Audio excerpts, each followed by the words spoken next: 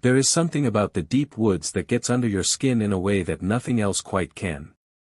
And I do not mean that in a poetic, romantic sense, though it can certainly be that, too. I mean it in the most literal, most unsettling way possible. Out there, past the last trail marker, past the last bar of cell service, past the last point where any reasonable person would call turning back a sign of weakness, the forest stops feeling like a place you chose to visit and starts feeling like a place that is watching you. It changes. The sounds change. The light changes. The air itself takes on a kind of weight that you cannot explain to anyone who has never felt it. Most of us have had a moment in nature, maybe on a night hike, maybe camping as a child, maybe just walking a little too far off the path on an autumn afternoon, where something shifted. Where the hairs on the back of your neck stood up for no reason you could name. Where you stopped walking, held your breath, and listened without knowing what you were listening for. And then, after a few seconds, you laughed it off. You told yourself it was the wind, or a deer, or your own tired imagination. And you probably went home and slept just fine. But the people whose stories we are sharing with you today did not get to laugh it off. Because what they experienced in those forests was not their imagination playing tricks. What they found out there, in the middle of storms, on top of abandoned towers, deep in the backcountry wilderness, changed the way they see the outdoors forever. And honestly, after you hear what they went through, it might change the way you see it too. We have 3 accounts to share with you tonight. 3 separate people. 3 separate forests. 3 separate encounters that have one thing in common: none of them have ever fully been explained. One man found shelter from a raging storm, only to realize too late that the place he had taken refuge was never meant to keep people safe. Another found himself stranded 70 feet in the air through the longest night of his life, watching something move in the darkness below that should not have been there. And a third went looking for peace and quiet in the backcountry, and came home convinced that something in that forest had been stalking him the entire time he was there, watching, waiting, and going through his belongings without him ever knowing. So get comfortable. Grab something warm to drink. And stay with us, because these are the kinds of stories that you will not want to hear alone. And if you are watching us for the first time, welcome. Make sure you hit that subscribe button and join our community, because we share stories like these every week, and trust me, you will not want to miss what comes next. Now, let us begin. Story 1, The Cabin in Cherokee National Forest. This first story comes from a man named James. He tells it himself, and the calmness in his voice as he recounts what happened to him makes it somehow even more chilling than if he had told it in a panic. James is older now, settled down, married with children. He looks back at the person he used to be, the young man who went into the wilderness alone without a second thought, almost like he is looking at a stranger. And in a way, maybe he is. Because what happened to him in the Cherokee National Forest is the kind of thing that rearranges you permanently on the inside. This is one of those stories that James says he has been sitting on for a very long time. It happened when he was around 25 or 26 years old, way before he met his wife, way before they had children together. He was, by his own description, a completely different person back then. Not in a bad way. Just in the sense that he had the kind of free time, and the kind of fearlessness, that he genuinely cannot relate to anymore when he looks back. Back in those years, James used to take solo backpacking trips several times a year. Usually somewhere in the Appalachian Mountains. He would drive out to some remote trailhead, hike deep into the backcountry, way off the marked trail, and spend a few days completely off the grid. No cell service. No other people. No noise except the forest itself. He loved it with a passion. His friends thought he had lost his mind, and honestly, he says, they were probably not entirely wrong. But for him, there was nothing better. This particular trip was in the Cherokee National Forest in Tennessee. And James says, simply and directly, that it changed how he sees backpacking forever. He had been out there for 2 full days when everything shifted. The weather up until that point had been beautiful. The trail was quiet. He had not seen another human being since early on the first morning, which was exactly the kind of solitude he had come looking for. But on the afternoon of the second day, he looked out toward the west and noticed something that gave him his first small twinge of concern. Dark storm clouds were building on the horizon. Thick, heavy, rolling clouds that had that greenish-gray tint to them that any experienced outdoors person learns to respect. James was not overly worried at first. He had hiked in the rain before, plenty of times, and it had never been a serious problem. A bit uncomfortable, sure, but nothing he could not handle. He figured it would be a passing shower and kept moving. But within about an hour, the situation had changed dramatically. The wind picked up, not gently, but hard and sudden, the kind of wind that pushes against your chest and makes you lean into it just to keep walking. The temperature dropped sharply, fast enough that James stopped right there on the trail to pull another layer from his pack and put it on. And then the rain started. He had been hoping for a light drizzle. What he got was a full-on downpour. The wind was bending smaller trees sideways, their thin trunks curving in ways that looked almost painful to watch. Up in the canopy above him, he could hear the sharp, explosive cracking sound of branches being torn loose and crashing down through the layers of leaves. He started looking around him with a growing sense of real concern. Lightning was striking close by, he could see the white flash through the trees and hear the boom roll across the hills seconds later. He was hiking at elevation with a metal-framed pack on his back. That combination is exactly the kind of scenario that wilderness safety guides tell you to avoid at all costs. He pushed forward, soaked to the skin at that point, scanning the woods on both sides of the trail desperately for anything that might pass as shelter. And then, as if the forest itself had heard his silent plea, he spotted something through the trees off to his left. Something small, and dark, and partially hidden by the undergrowth. But unmistakably, undeniably, man-made. As he pushed through the wet brush toward it, he realized it was a cabin. A tiny, single-story structure that looked incredibly old. The kind of thing that could have been a hunter's shelter or a homesteader's outpost from decades past, maybe longer. There was a single window on the side he was approaching, dark and barely visible in the storm's dim light. James says he cannot overstate how relieved he felt in that moment. He practically sprinted the last few yards and shoved the door open. Inside, it was dim and it smelled terrible, the kind of deep, stale, musty smell that comes from a place that has been shut up and unventilated for years. But it was dry. And for James, standing there soaking wet with lightning crashing through the trees outside, dry was the only thing in the world that mattered. He stripped out of his wet clothing as fast as he could and looked around at what the place had to offer. There was not much. A simple wooden chair, a small table, and the rusted frame of what had once been a cot against the far wall. A stone fireplace on the right side, clogged solid with years of ash and old debris. He was not in exploration mode. He was in survival mode. He picked a spot on the floor, lay down, and let out the kind of long, slow breath that only comes when your body finally stops running on adrenaline and lets itself rest. It was not until he had been inside for maybe 10 or 15 minutes that he actually started paying attention to his surroundings. With the storm howling and crashing outside, there was not much else to do. So he clicked on his flashlight and began looking around more carefully. And that was when things got strange. There was more in the cabin than he had initially noticed. In the corner near the old cot frame, there was a sleeping bag, rolled up neatly. It did not look ancient the way everything else in the cabin did, it looked comparatively recent, which struck him as odd and out of place. On the small table, there were a couple of cans of food and a water jug or two, the kind of supply stash that suggested someone had been using the place as a base camp.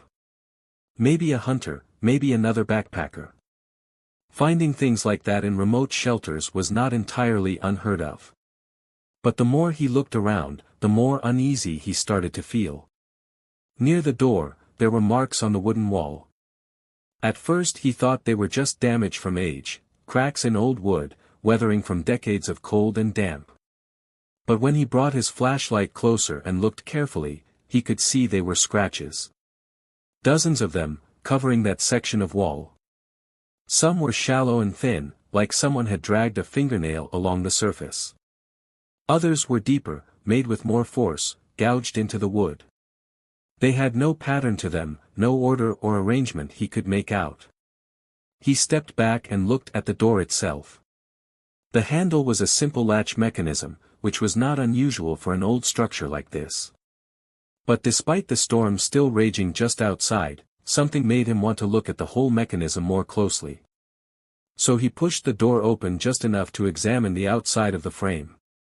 And there it was. A metal bracket mounted on the outside of the doorframe. The kind of bracket designed to hold a padlock. It was on the outside.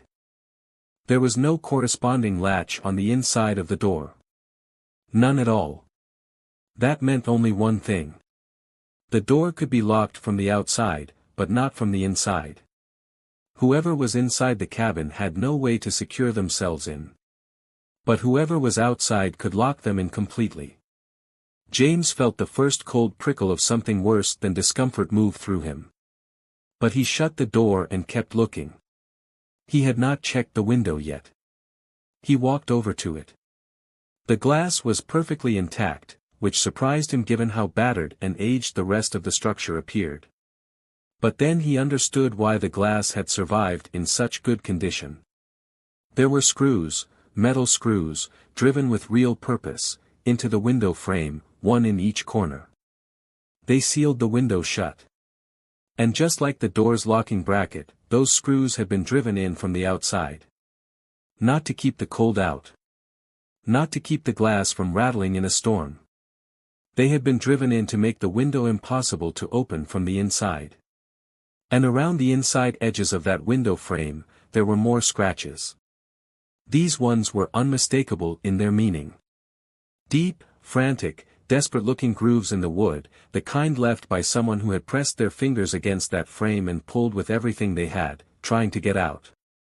Everything hit James all at once, like a wave of cold water. Someone had been kept in this cabin. Locked in. Against their will. He should have left right then. He knew it. He even thought about it seriously. But the storm outside was still violent and unrelenting. And everything in the cabin, even the sleeping bag, even the food cans, all of it felt old, dusty, long abandoned. Whatever had happened here felt like history, not like something immediate or present. He made the decision to stay until the storm passed. He settled back down on the floor, listening to the rain hammer the metal roof overhead like 1,000 tiny fists. He is not sure how much time passed. Maybe an hour. Maybe more. The storm was not letting up, if anything, it seemed to be getting worse. The rain on the roof was so loud and constant that it became its own kind of white noise, filling every corner of the small space. Which is probably exactly why it took him so long to notice the other sound underneath it. A scratching. A scraping. Coming from somewhere outside, along the left wall of the cabin. At first his mind reached for the easiest explanation, a branch, brushing against the exterior in the wind. But he tried to remember whether he had seen any branches hanging low enough to touch the outer walls, and he was not sure he had. While he was still turning this over in his mind, he heard something new. 2 heavy thumps on the porch outside the door. Solid, deliberate sounding. Not the irregular rhythm of something storm-related. These sounded like weight. Like footsteps. James stood up.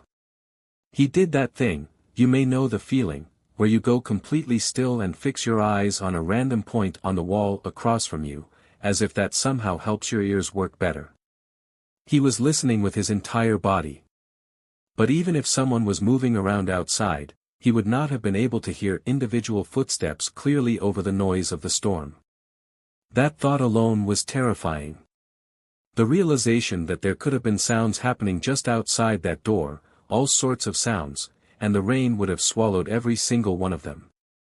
He stayed frozen in that position for a long time. Gradually, he started to talk himself down. It was probably just the storm, he told himself. Or an animal, a raccoon, a possum, something curious about the structure. He started to relax, just slightly. He was almost ready to convince himself that nothing was wrong. And then he felt it. Pressure against the door. Not a knock. Not a sudden impact. A slow, heavy, sustained pressure, as if someone on the other side was leaning their full body weight against the wood, pressing it gently inward. The latch rattled once, softly. And then the pressure released. Just like that. His heart rate went from calm to racing in an instant. And in that moment, something clicked in his mind with horrible clarity. Why would someone be outside in a storm like this, circling the cabin, scraping along the walls, thumping on the porch, and not simply come inside? The door was unlocked. Nothing was stopping them. If it was just another hiker or a lost camper looking for shelter, they would have knocked loudly and walked in. Or called out. Or done anything normal and human. Unless they did not want to come inside. Unless they wanted him to stay inside. James's mind went immediately back to what he had found in the cabin. The scratches on the walls. The screws sealing the window from the outside. The padlock bracket with no corresponding latch on the inside. And he understood, with a certainty that turned his stomach to ice, that this cabin had been used as a trap before. And that right now, someone outside was making sure he did not leave it. He decided in that instant that he was leaving. He did not care about the storm anymore. He started moving as fast as he could, shoving his belongings back into his pack. Everything in him was screaming that something terrible was coming, and he was right. What happened next was a blur, his words, not mine. He was maybe 30 seconds away from walking out the door when the sound of shattering glass exploded behind him. He spun around just in time to see something come crashing through the window. And before he could process what he was looking at, the room erupted in fire. The flames spread with a speed that was impossible for a normal fire. 1 second he was standing in a dim, dark room, and the next, the walls were burning on all sides. The heat hit him like a solid wall. He threw himself at the door. It would not open. It had been jammed from the outside. He slammed into it with every ounce of force he had, once, twice, and on the second hit it gave way, the hinges failing, the whole door collapsing outward and taking him with it. He scrambled to his feet and ran. There was no direction. There was no plan. There was just the primal, ancient need to put as much distance between himself and that burning cabin as his legs could manage. He was running blind through rain and darkness and crashing underbrush, and the forest around him was chaos. But before he could get far enough, something hit him from behind. He went down hard. There was a person on top of him, and suddenly James was fighting for his life in the mud and the rain in the middle of the woods. The man was strong and relentless. He was screaming something, James could not make out words, just noise, rage. He clawed at James's eyes. He pulled his hair. He got an arm around James's throat and started to squeeze. James felt himself starting to go dizzy, the edges of his vision beginning to blur. But he fought. He clawed back. He kicked. He pushed. And somehow, he is not entirely sure how, he managed to break the grip and get himself free. He got to his feet and ran again. Behind him, the man was screaming. Not chasing, just screaming, the sound of it ricocheting off the trees in every direction. James looked back twice as he ran. The first time, the cabin was fully engulfed, a massive orange fireball burning so bright it lit up the surrounding trees. He says that image is burned into his memory permanently, the kind of thing you see when you close your eyes for years afterward. The second time he looked back, the glow was smaller, deeper in the woods, but still visible through the rain. He ran until his legs simply stopped working. He found a place where two fallen trees had come to rest against each other at an angle, leaving a narrow gap underneath, enough to block most of the rain. He crawled in and collapsed. He could not feel his body. Whether it was the fire, or the cold rain, or the attack, or all three at once, he had gone numb all the way through. He sat there in that cramped, dark space and focused on one single task, breathing. Just breathing. He does not know how long he stayed under those trees. Time, he says, completely lost meaning. At some point the feeling began to come back into his hands and feet, and with it came a thought that pushed him back into motion. Whoever was out there was probably still looking for him. And staying in one place was not survival. He got up and started moving through the dark woods. He did not know where the trail was. He did not care. He just moved. How he survived that night is something he cannot fully explain, even looking back on it. He stumbled onto a random trail eventually and followed it with the single-minded determination of someone who has decided they are not going to die. He was soaked. He was probably bleeding from multiple places. He kept moving. Eventually the rain eased enough for him to get his bearings and figure out roughly where he was. He made it to a random trailhead. The storm had passed by then. He does not remember much of the time that followed. What he remembers is that the first person he encountered drove him to a hospital. He had second-degree burns on his left forearm and the back of his neck. The doctors told him he was fortunate he had not inhaled significantly more smoke than he had. None of the damage was permanent, but it hurt for a long, long time afterward. By the time he had healed and made it safely home, James told himself one thing: he would never hike or camp alone again. What had happened in that forest was not an accident. Someone had intentionally set that cabin on fire to kill him. The evidence was clear. It was a full-blown thunderstorm. The roof was metal. For a wooden structure to go up that fast, in conditions like those, the wood had to have been treated with something highly flammable beforehand. The cabin had been prepared. It had been set up as a trap, and James had walked straight into it. He gave the police everything he could remember, but he could tell they were not going to pursue it seriously, and to be fair, he had been in an uncharted section of wilderness, and there was genuinely very little to go on. He understood that, even if it frustrated him. His wife, he says, probably thinks he stopped doing solo trips because he grew up and became more responsible with age. And she is not entirely wrong. But he has never told her about this. Not a word. And he knows, with complete certainty, that he will never go back into the backcountry alone. Some experiences leave a mark on you. And some marks, you carry forever. If a story like this, the isolation, the realization that something is terribly wrong, that gut-level dread, if that has ever reminded you of something in your own life, we want to hear from you. Drop it in the comments below and share your experience with our community. You are never alone in these stories. And your comments genuinely make this channel feel like a family. Story 2, The Night on the Fire Tower. Our second story takes us to an abandoned fire lookout tower, deep in a forest that our narrator cannot quite remember the name of anymore, which, honestly, might be for the best. This story was shared by a young man who was in his early 20s at the time it happened, and who now, in his late 30s, still talks about that night every time he sees his best friend. They were there together. And what they experienced up in that tower, 70 feet above the forest floor, in the dark, neither of them has ever been able to explain it. His name is not given, but his friend's name is Charles. And Charles, by all accounts, is exactly the kind of person you both love and genuinely worry about. The kind of friend who is always finding somewhere he should not be, always excited about it, always somehow convincing you to come along.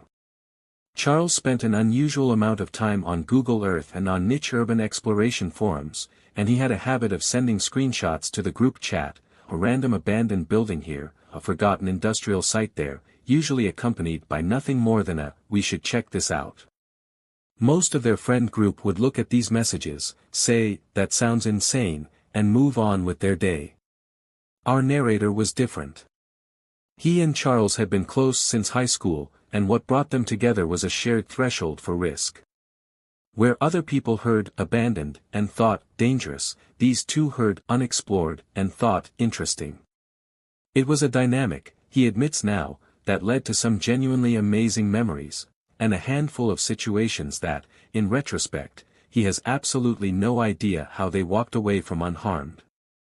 One weekend, Charles sent a new message. He had found a decommissioned fire lookout tower deep in a forest not far from where they lived. He could not say exactly how he had found it, and frankly, our narrator says, he did not want to know. Charles said the tower had been out of service for years and was just sitting out there in the middle of the forest, completely untouched. His plan was simple and audacious: hike out to it, climb to the top, and spend the night. Our narrator was skeptical. Structures like that are usually fenced off, secured somehow, protected from exactly the kind of unauthorized visits Charles was proposing. But the idea was undeniably compelling, the thought of being 70 feet up in the middle of a forest with a full 360-degree view of the canopy stretching out in every direction. He agreed to go and at least check it out. Charles handled all the planning. The drive, the packing list, the route to the tower once they were in the woods. It was a 3-hour drive from home, and Charles estimated the hike would be about 4 miles, off-trail but manageable. They set out early on a Friday morning and reached the forest sometime in the afternoon. Our narrator says he was half expecting them to get completely lost, or to search for hours and come up empty. So nothing quite prepared him for the moment when they actually found it. The first glimpse of the tower through the trees stopped him cold. He just blurted out, "No way," because it was even taller than he had imagined. Seeing it rise up through the canopy, this rusted iron structure reaching up above the tree leaned like something out of another era, it was an incredible sight. It was also completely unprotected. No fence. No chain. No lock. No warning signs. Just the tower, sitting there in the middle of the woods as if it had been waiting for them. The cab at the very top was a small square room with windows on all 4 sides, the original lookout booth from which a ranger would once have scanned for smoke across miles of forest.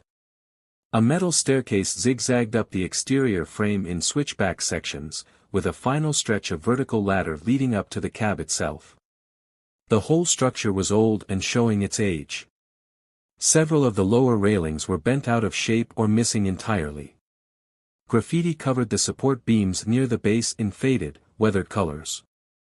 It was, honestly, not the kind of structure that inspired confidence. But before our narrator could even finish deciding whether to voice his hesitation, Charles had already started climbing. He yelled at him to be careful, and that at least got Charles to slow down and be more methodical. Then our narrator shrugged off his doubts, told himself to stop overthinking, and followed. The two of them worked their way up carefully, testing each step before committing their weight to it. Most of the stairs held firm, but there were a few places where the bolts had rusted through over the years and certain steps shifted and wobbled underfoot. The vertical ladder section at the very top was the most nerve-wracking part, 20-something feet of straight climbing with nothing around you but a narrow metal safety cage and open air below. The adrenaline, he says, was genuinely insane. But they both made it up without incident. The view from the cab was everything. Absolutely everything. The forest stretched out in every direction for miles, an unbroken expanse of green and gold and rust. The sun was maybe an hour away from setting when they arrived, and the timing was perfect. They had planned to camp up there overnight and watch the sunrise in the morning. The wraparound walkway just outside the cab was wide enough to sit comfortably, and that is exactly what they did. They cracked open a few beers, put their feet up on the railing, and just enjoyed the view and each other's company. The sun went down slowly and then all at once, the sky moving through orange, then a deep purple, then a rich dark blue, until finally the last light gave way completely and the forest below them became utterly, absolutely black. There was not a single artificial light in any direction. Just the stars overhead, which were, he says, the most extraordinary stars he has ever seen. The kind of sky that makes you forget for a moment how small you are, and then remember again all at once. But being up there in the dark was also deeply unsettling in a way he had not expected. There was something profoundly strange about sitting 70 feet above a black nothing. You knew the forest was down there, hundreds of acres of it, but you could not see it, could not hear it, could not feel it. It was just absence. Just darkness that went on forever. He found himself getting genuinely anxious about it in a way he could not quite articulate. Charles, being Charles, immediately picked up on his friend's nervousness and decided the best response was to mess with him. Grabbing his shoulder unexpectedly. Making sudden movements. The usual. But the thing that truly made our narrator's blood pressure spike was when Charles picked up his metal water bottle and smacked it against the side of the tower. Hard. The sound was extraordinary, a deep, resonating metallic clang that ricocheted out through the dark forest in every direction, the kind of sound that would easily carry for miles. Our narrator was genuinely angry. He told Charles in no uncertain terms that he wanted to go inside the cab, and this time, Charles actually listened. The inside of the cab had been stripped bare a long time ago. There was almost nothing left, just the bones of the structure, the four walls, the windows, and the floor.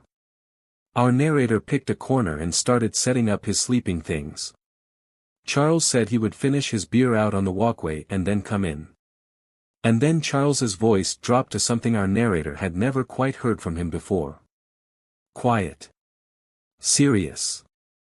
Not messing around. Come back out here. He went. He walked back around to where Charles was sitting and saw that Charles had one hand raised, pointing diagonally downward into the black forest below them. Our narrator looked, ready to roll his eyes at whatever new joke this was, and stopped. There was a light down there. Faint, and far away, but absolutely real and absolutely there. A small, steady glow moving through the trees below them. His first thought was immediate and logical: someone down there had heard the clang from the water bottle and was coming to investigate. Security. A ranger. A cop. They were about to be caught. He whispered to Charles that he was an idiot and that they were probably about to be arrested. Charles looked at him with an expression that was oddly calm, oddly focused, and said, "You think that's a person?" Our narrator was confused. What else could it be? He said so. And Charles replied that the light was moving too evenly. Too steadily. Not swinging from side to side the way a flashlight or lantern moves and a person is carrying it and walking through uneven terrain. This light was smooth. Almost perfectly horizontal.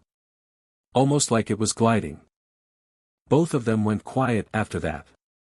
They watched the light together, in silence, as it wove through the trees. After a few minutes, it was clear that the light was getting closer. And it was also becoming clearer that Charles was right about the movement. There was something wrong with the way it was traveling. It was not moving with the natural irregularity of a person picking their way through a dark forest. It moved as if the ground beneath it was perfectly flat. As if it did not have to navigate anything. As if it were floating. Then it happened. The light moved normally for a moment, and then without warning, it zipped forward. A sudden, sharp lurch of movement, as if it had skipped several feet in a fraction of a second. And then, just as suddenly, it was back to its smooth, even movement, continuing toward the tower as if nothing had happened. Our narrator felt the sweat forming in his palms. He could feel that Charles, sitting next to him, was badly frightened too. They kept watching. They kept offering theories to each other in low voices. And the light kept coming. After about 10 minutes, it reached the base of the tower. It stopped directly below them and did not move again. They braced themselves for a voice, someone calling up, announcing themselves, demanding to know what they were doing. But nothing came. No voice. No footstep sounds. The light simply sat there, completely still, directly beneath their position. They stared down at it for a long time. And then, Because Charles is who he is, he yelled down into the darkness. "Hey, are you good?" Our narrator stared at him in horror. The words had given away their exact position to whatever was down there. He could not believe Charles had done it. But there was no response from below. The light did not even flicker. Charles called down again a minute later. Still nothing. They were trapped. That was the simple, cold reality of their situation. 70 feet up in the air, in an abandoned tower, in the middle of nowhere, with something below them that was blocking the only way down. They watched that light for the better part of 30 minutes, barely speaking above a whisper, the light never once moving from that spot. Our narrator grabbed his flashlight eventually and directed the beam straight down at the base of the tower. Even with the light trained directly on the spot, he could not see the source of the mysterious glow. There was just darkness, and somewhere in that darkness, the light continued to sit, still and motionless. Charles floated the theory that it was some kind of LED device that someone had placed there deliberately to mess with them. But who would do that? And why? And how would anyone even know they were there? Eventually, they decided there was nothing to do but wait it out, and they turned their attention back to conversation, though neither of them could completely take their eyes off that light for more than a few seconds at a time. At some point, our narrator glanced down and realized he could not see the light anymore. Just darkness. Complete, unbroken darkness where the light had been sitting for 30 minutes. He scanned the space below frantically, searching for any sign of it. It was gone. Charles seemed relieved. He said that whoever had been there had probably just left and moved on. But our narrator felt the opposite of relieved. The light sitting there, motionless, was frightening. But the light disappearing without warning, without sound, without any explanation, that was somehow worse. Because now something that had been watching them was down there in the dark, and they could not see it anymore. Charles pointed out, reasonably, that they would be able to hear anyone trying to climb the metal ladder from below, the noise would be impossible to miss. That was true. It was a small comfort. But it was enough to get them both inside the cab, where they set up their sleeping bags and settled in, both of them fully aware that sleeping was not something that was going to happen tonight. That turned out to be the right call. Not 20 minutes after they went inside, the noises started. The first ones came from below, deep, resonant metallic clangs that traveled up through the steel frame of the tower and reverberated around them. And our narrator wants to be clear about this. They were not footsteps. He was listening specifically for footsteps, and this was not that. These were impact sounds. Like something striking one of the support beams with a heavy tool, a wrench, a crowbar, something solid and metal. A few minutes passed, and then came a new sound, a grinding, twisting noise, metal being turned and stressed against itself, lasting for several long seconds before going quiet.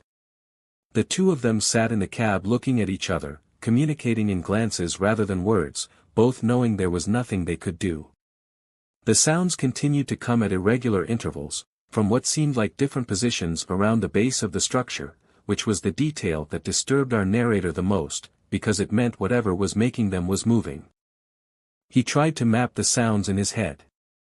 To build a picture of where they were coming from. How many sources there might be. Whether they were rising up toward the cab or staying at the lower levels. He could not make sense of any of it. Then he saw the figure.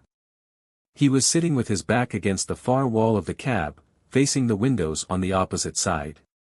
Dark glass on 3 of the 4 walls. Dark sky beyond them, broken only by starlight. He was staring at nothing in particular when a dark shape, a silhouette, the unmistakable outline of something tall and upright, moved smoothly and deliberately across the glass of one window. And then, before his brain had fully processed what he was seeing, it appeared again on the panel of glass beside it, moving in the same direction. He yelled. He could not stop himself. He scrambled to his feet and Charles scrambled away from his side of the cab, and the two of them crossed the room in seconds and pressed their backs against the door, both of them leaning into it, both of them breathing hard. Their combined weight against that door meant that whatever was outside would have to push through both of them to get in. Our narrator kept scanning the windows, searching for the silhouette. There was nothing. Just darkness, and the moon, and the stars. Whatever he had seen was gone. But that was impossible. Unless it was crouching, pressed against the outside of the cab, it should have still been visible. The hours that followed were the most terrifying of his life. He says that without hesitation. Charles and I sat against that door from then until the first gray light of dawn. Neither of them slept. Neither of them could have. When there was finally enough light to see by, our narrator counted to 3 and threw the door open, expecting someone to be crouched just outside it. There was no one. They ran the perimeter of the walkway to confirm. Nothing. He looked down to the base of the tower. Nothing. No person. No object. No sign of anything having been there. They grabbed their gear and started climbing down as fast as they safely could.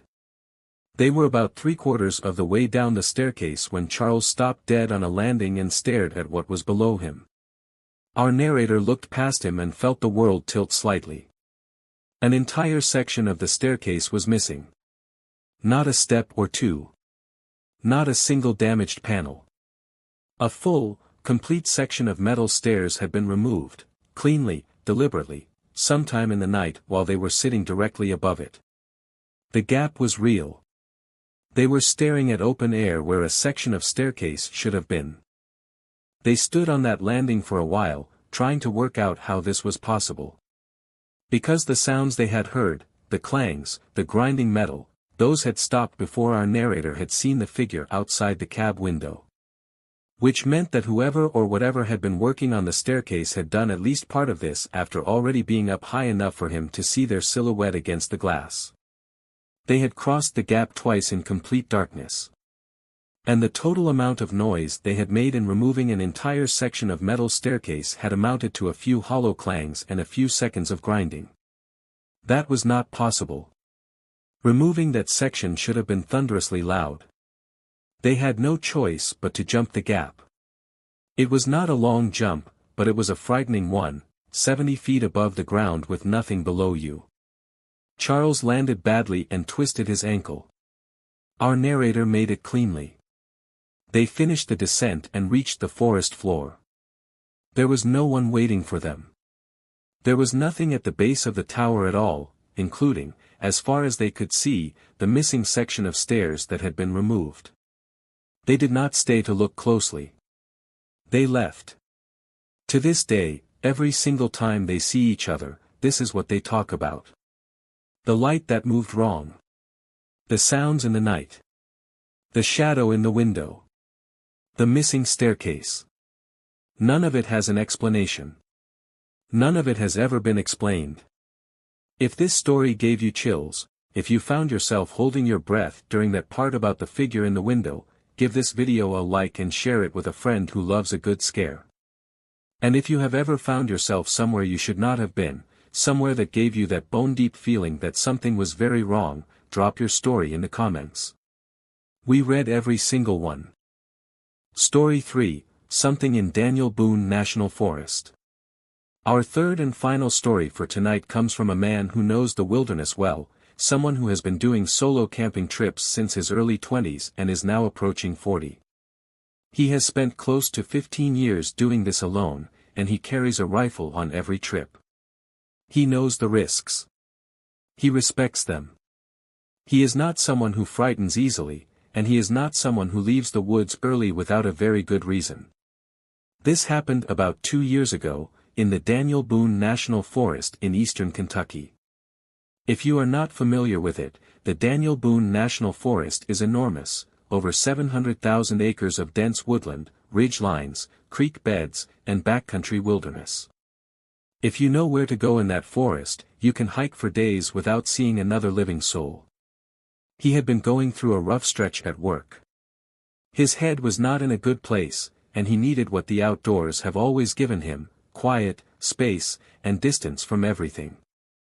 He drove out on a Thursday morning, parked at a trailhead off a Forest Service road, and set out into the backcountry. The plan was 3 nights out there. That was it. No agenda, no destination. Just 3 nights in the wilderness with his tent, his pack, 4 days of food and water, and his .308 bolt-action rifle, which he always brings on solo trips. The first day was exactly what he had come for.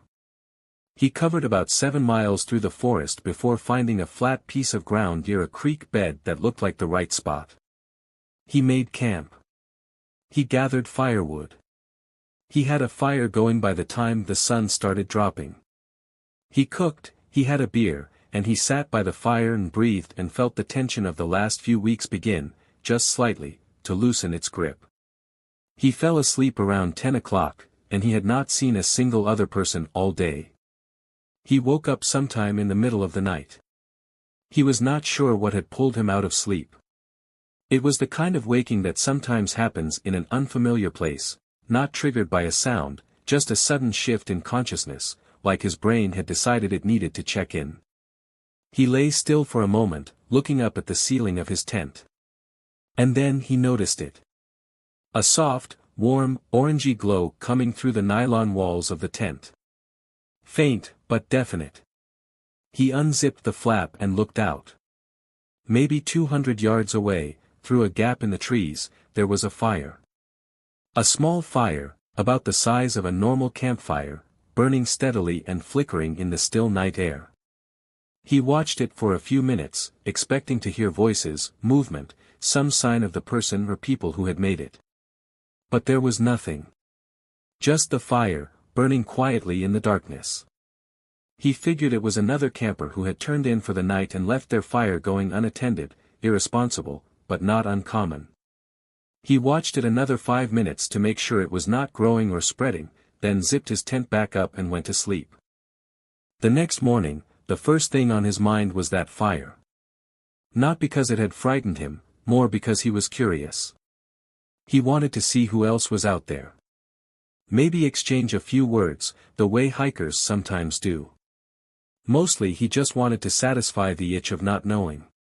He packed up his sight and hiked in the direction he had seen the fire from, estimating the distance and angle as carefully as he could.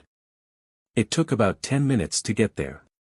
He was confident he had found the right spot, a natural clearing that lined up almost perfectly with where the fire had appeared from his tent. He stopped walking. There was no fire pit. No ring of stones. No pile of ash. No scorched patch of earth. No charred pieces of wood. Nothing.